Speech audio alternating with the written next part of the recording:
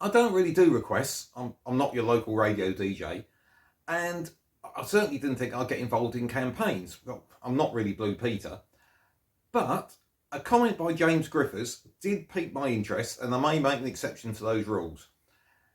He commented that the World of Top Gear exhibition at Bewley Motor Museum was closing down, and could I do anything to help, because apparently they were going to scrap all the cars. And of course, we've all got lots of memories, all the cars there.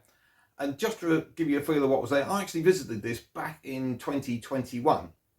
And it's quite a big exhibition held outside of the main museum. There were the bikes from Vietnam, which was one of their best trips in my opinion.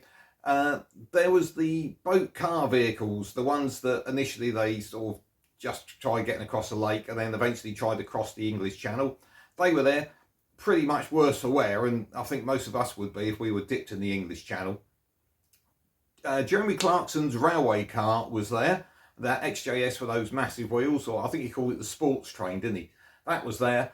And also the Panda limo was there. Remember the one that sort of ended up getting broken in half, and that was outside, it being converted to seating. Now the other interesting, just because of being Top Gear, it wasn't just the Clarkson May Hammond years. The cars from the years afterwards were there as well. Do you remember the hearse that Freddie Flintoff rolled with the team in it? That was there. A few of their other cars from their special, and also that monster truck ice cream van that I think they took to Blackpool. That was there as well. Now this exhibition opened back in June 2009, and you could say now in 2024 it's had its time. Or if you're a tinfoil hat wearing conspiracy theorist, you might consider that following Freddie Flintoff's horrible accident, Chris Harris exposing about how BBC were ignoring health and safety, and particularly his demands to improve it, BBC announcing that they are not going to do any more Top Gear. I think they said they've rested it, or not for the foreseeable future, which basically means they're not going to do any more. And obviously the original trio who went on to do Grand Tour, their production with Amazon has come to an end.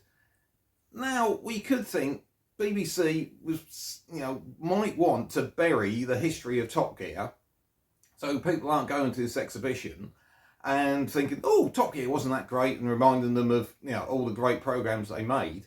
Maybe they just want to bury it. Anyway, according to James, and this was on TikTok, and I'm heading for 60, so I'm not on TikTok. According to TikTok, apparently there are lots of rumours that these cars are going to be scrapped. And could I do anything to help and get traction to try and get these cars saved? And I'm thinking, well, I'm just a moron with a microphone. What can I do? But then I had a thought. I got on the phone to my friend Pat Hawkins of County Classics Motor Museum in Taunton, which was opened last year by none other than Top Gear's former host, Richard Hammond. And I said to Patrick, do you think you could help? And he went, yes, I definitely could. And he was straight on the phone to Bewley to see what information he could find out. Bewley weren't overly helpful. They just said the cars were still owned by the BBC, so I need to contact them. He's made major efforts to try and get hold of the BBC. He's got email addresses, but he's getting no replies. So Pat is really, really keen to get hold of these cars and put them on display so everyone can come and look at them. So this is where we need your help.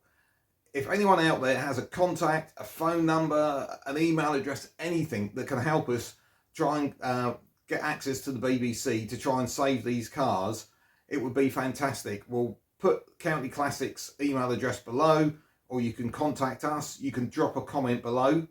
And something I don't normally ask, please could you share this video, whichever social media means you use.